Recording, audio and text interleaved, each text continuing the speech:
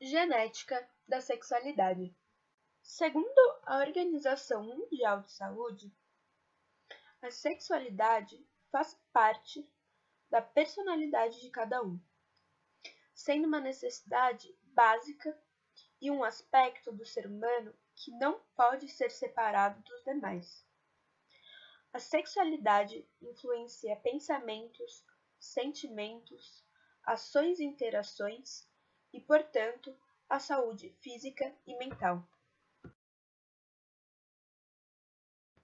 Bearzot, a partir das elaborações psicanalíticas freudianas acerca da sexualidade, elabora a seguinte conceituação: sexualidade é energia vital, instintiva, direcionada para o prazer, passível de variações quantitativas e qualitativas, vinculada à homeostase, à afetividade, às relações sociais, às fases do desenvolvimento da libido infantil, ao erotismo, à genitalidade, à relação sexual, à procriação e à sublimação.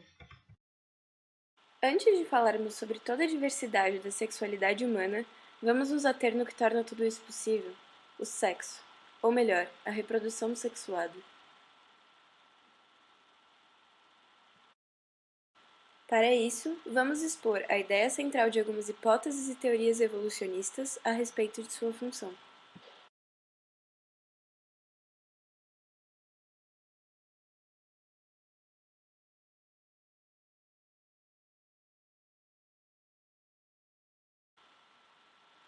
Tal hipótese sugere que a reprodução sexuada foi selecionada por gerar indivíduos diferentes e, portanto, substrato para que a seleção natural opere, garantindo uma maior adaptabilidade das espécies.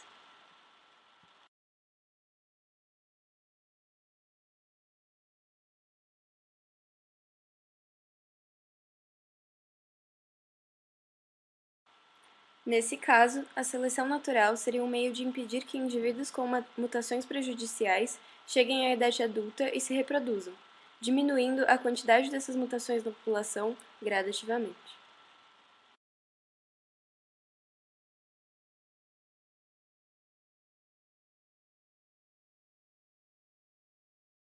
De acordo com essa teoria, cujo nome faz referência ao livro Alice no País dos Espelhos de Lewis Carroll, parasitas estão por toda parte e procuram sempre explorar determinados genótipos de hospedeiros, enquanto estes têm genes que conferem resistência ao ataque. Uma verdadeira luta armada acontece, os parasitas sempre quebrando as barreiras defensivas criadas pelo genótipo dos hospedeiros, enquanto esses, com a ajuda do sexo, criam novas defesas.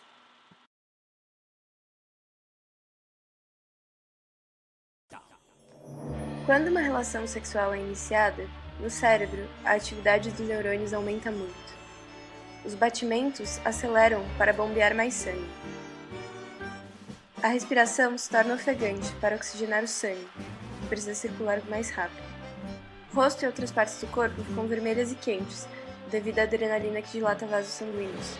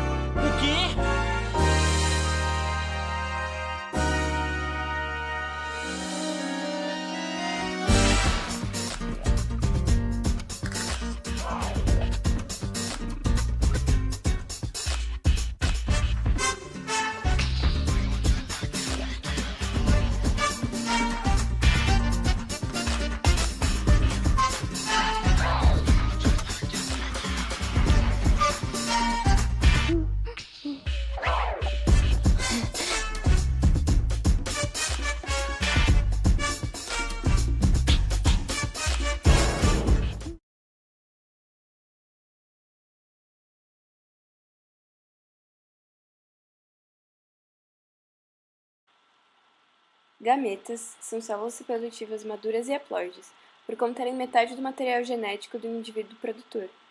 Do encontro de um gameta masculino, denominado espermatozoide, e um feminino, o óvulo, um novo genoma é criado, gerando um indivíduo com células diploides. Esse novo organismo pode conter os cromossomos sexuais XX, que representam o genótipo de uma fêmea, ou XY, que representam um macho. O próximo grande salto relacionado ao desenvolvimento da sexualidade é a diferenciação das gônadas. Depois, os genitais externos e internos se diferenciam a partir de uma estrutura indiferenciada. Por fim, ocorre a diferenciação sexual secundária, que é a resposta de vários tecidos aos hormônios produzidos pelas gônadas, para complementar o fenótipo sexual. Depois do nascimento, o indivíduo com sua carga genética, imerso em uma cultura, bombardeado por referências e interações sociais, vai fazendo escolhas, desenvolvendo sua personalidade e sexualidade. Várias teorias, desde a psicanálise freudiana até o construtivismo social, pregam que a orientação sexual é definida durante a infância, sobretudo na interação com os pais. O bebê seria, nesse caso, sexualmente neutro, e suas preferências sexuais seriam desenvolvidas somente com base nas interações sociais. Essas interpretações ignoram, porém, uma vasta quantidade de dados sobre a atividade endócrina pré-natal, tanto em animais como em humanos. Esses dados revelam que tais hormônios têm efeitos consideráveis em diversas características morfológicas, fisiológicas e comportamentais dos indivíduos.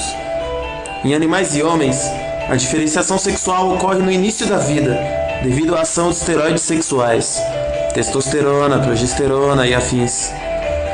E alguns pensam que o mesmo mecanismo atua na orientação sexual humana. Muitos comportamentos animais são sexualmente diferenciados ou produzidos exclusivamente por um sexo. Nem sempre a administração de estrogênio causará em machos um comportamento tipicamente feminino, ou a de testosterona em fêmeas um comportamento tipicamente masculino.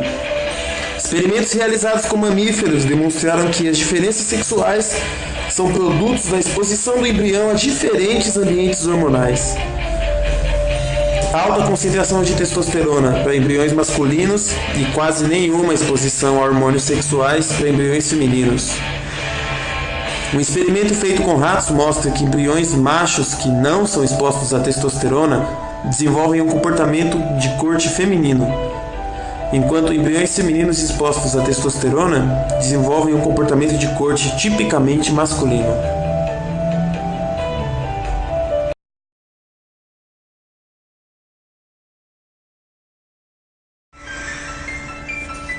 Houve diversos estudos nos quais os pesquisadores tentaram encontrar genes associados com a homossexualidade. Tais estudos falharam e nenhum gene foi identificado. O resultado disso tudo é intrigante, uma vez que a homossexualidade tem um componente hereditário. Nossa teoria, porém, é capaz de explicar por que a homossexualidade é tão comum e tem um componente hereditário, sem nenhuma codificação genética para esse traço. No ano passado, o maior estudo desse gênero completou 2 décadas, propondo que o cromossomo X e o cromossomo 8 são os responsáveis pela orientação sexual das pessoas. Porém, nem tudo ainda está comprovado pela genética.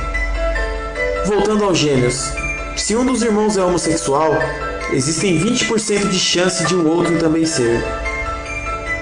E se a mulher já tem um filho homem, a chance de o próximo ser homossexual, caso seja homem, é de 33%. Pesquisas que chegaram a essas conclusões explicam que esses resultados indicam sim que um fator genético pode estar envolvido no desenvolvimento sexual dos indivíduos. A revolução genética da última década e o fato de que é possível encontrar vários casos de homossexuais, gays e lésbicas em uma mesma família levou cientistas a acreditarem que havia uma causa genética. Estudos, porém, feitos com gêmeos que compartilham DNA e também têm geralmente a mesma educação, foram inconclusivos. De acordo com tal explicação, se um irmão era gay, seu irmão devia ser geneticamente idêntico, mas isso não aconteceu. Uma terceira teoria fala da exposição a certos hormônios durante a gravidez. Segundo ela, os fetos, especificamente o cérebro do sexo masculino, como dos cromossomos sexuais XY, expostos a menos testosterona eram gays, e que os do feminino, cromossomo XX, expostos a mais testosterona, tendiam a resultar em lésbicas. última explicação sugerida, com base na epigenética, recolhe de alguma forma um pouco de cada teoria. Usa a ideia da exposição do cérebro à testosterona, mas avalia a variabilidade epigenética em embriões diferentes. Durante uma reprodução, pai e mãe passam para filho todas as instruções: olho, pé, cérebro, pênis, vagina e afins. É a ativação correta de cada um desses fatores que determinam o óvulo fertilizado que gere o ser humano, que irá produzir sangue, dedos, coração, unhas. Os pesquisadores descobriram, porém, que um grupo dessas instruções, que são aqueles que regulam a resposta à testosterona, pode ser herdado. Dessa maneira, um feto masculino que herda a instrução de ser sensível à queda de testosterona pode se tornar gay. E, por outro lado, se um feto feminino herda a instrução a ser muito sensível ao excesso de testosterona, pode gerar uma lésbica. A resposta herdada, chamada pelos pesquisadores de epimarca, é o mecanismo considerado mais plausível para explicar a homossexualidade humana, conclui Sergei Gavrilets, um dos pesquisadores da tese. Os autores não descartam a hipótese de que outros fatores podem influenciar as epimarcas e a sua consequente homossexualidade. Isso deixa aberta a porta para várias questões ambientais, que também alteram a epigenética, e emocionais, que explicam a variabilidade do comportamento humano e as relações, como o caso dos bissexuais. Orientação sexual, possíveis bases genéticas e evolutivas. Então, Mari, lembra aquele dia que a gente estava falando sobre orientação sexual, sobre, sei lá, relação com genética? Você lembra? Lembro. Então, eu fiquei muito curiosa, eu comecei a pesquisar várias coisas. Então, as pesquisas que eu vi, assim, algumas tinham essa visão interacionista, mas outras era, sei lá, só o aspecto genético e só, ou se não, o aspecto social, ambiental, né? Sei lá, eu preferi relacionar todas elas, né? E encontrei muitas coisas interessantes, tipo, eu vi uma pesquisa que estava falando sobre o comportamento sexual de alguns primatas, sabe? Deixa eu pegar aqui, porque eu nunca lembro o nome deles de cor. Macaco, nimestrina, babuínos, orangotangos, sabe? Sim. E eu descobri, assim, muitas coisas interessantes em relação ao comportamento deles, né? Tipo, por exemplo, às vezes eles brincam, assim, de subir um no outro e ter uma penetração anal, sabe? Ou se não, quando eles brincam um ou outro de ficar masturbando, sabe? Uma masturbação mútua, digamos assim.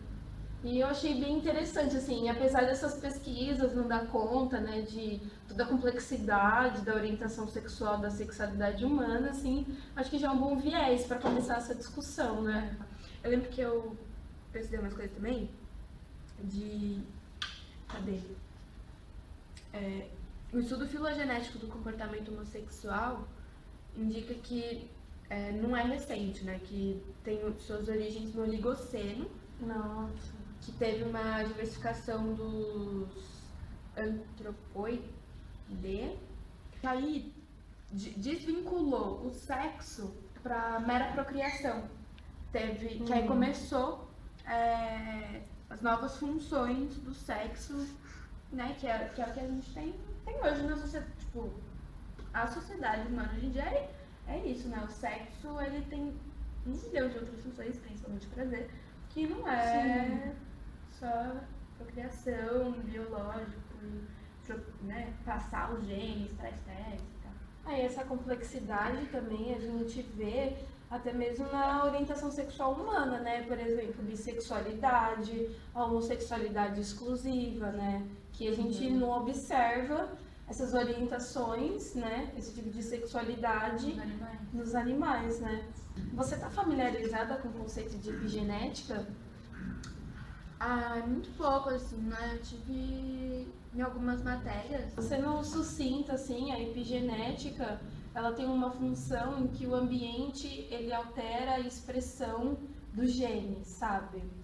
Eu tô falando isso porque eu encontrei algumas pesquisas que também falavam da questão da orientação sexual e da epigenética, sabe? Nessa pesquisa tem uma autora, por exemplo, a Mariana Zatz, que ela explica a epigenética dessa forma. a epigenética altera e regula a forma como os genes se expressam, né? E ainda nessa mesma dinâmica, né, da epigenética, que nas últimas décadas, né, uma pesquisa feita por Friberg, Reis e Gravilettes, eles mostraram que uma fração da epimarca ela é passada de pai para filho, né? E nessa pesquisa eles falam basicamente assim, né, que já que essas epimarcas elas são passadas de pais para filhos, então a homossexualidade pode ter também uma influência da epigenética, né? Então, por exemplo, nessa pesquisa que eu vi, eles falam, por exemplo, que nesse modelo, né, que essas epimarcas, que podem ter certas epimarcas, que elas são transmitidas hereditariamente e é um marcador responsável por regular a sensibilidade à testosterona no feto do útero materno, né? Acho que a epigenética é um caminho interessante, assim, para descobrir muitas das nossas características, dos nossos comportamentos. Paradoxo evolutivo. A partir da teoria simplista da evolução, a homossexualidade, por não gerar prole, não deveria ter sobrevivido até hoje nas espécies. Porém, não foi o que ocorreu. Algumas hipóteses acerca das vantagens evolutivas da homossexualidade são levantadas. A primeira é a vantagem do heterozigoto, onde alelos deletérios para a reprodução e homozigose podem persistir caso haja vantagem seletiva para o heterozigoto. Não é necessário que essa vantagem esteja relacionada à atração sexual. Ela pode envolver outros atributos, tais como vantagem cognitiva, resistência a doenças endêmicas e etc. A segunda hipótese é a do altruísmo das pessoas homossexuais. Wilson, um pesquisador fundador da sociobiologia, defende que a homossexualidade seria um traço adaptativamente normal, que teria sido um importante elemento no início da organização social dos humanos, uma vez que homossexuais poderiam ser portadores genéticos de impulsos altruísticos raros na espécie. A terceira e última hipótese é que estaria ligado ao cromossomo X, que confere maior vantagem reprodutiva à fêmea do que a machos.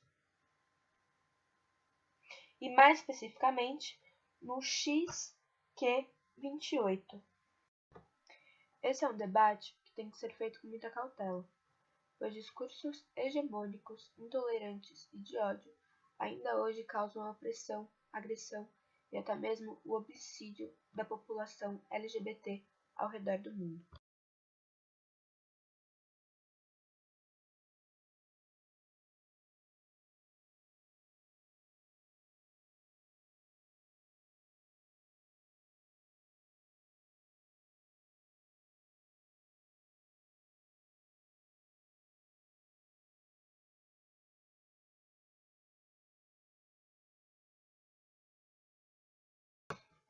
Dentro da diversa e complexa formação da sexualidade humana, temos algumas separações que auxiliam na compreensão.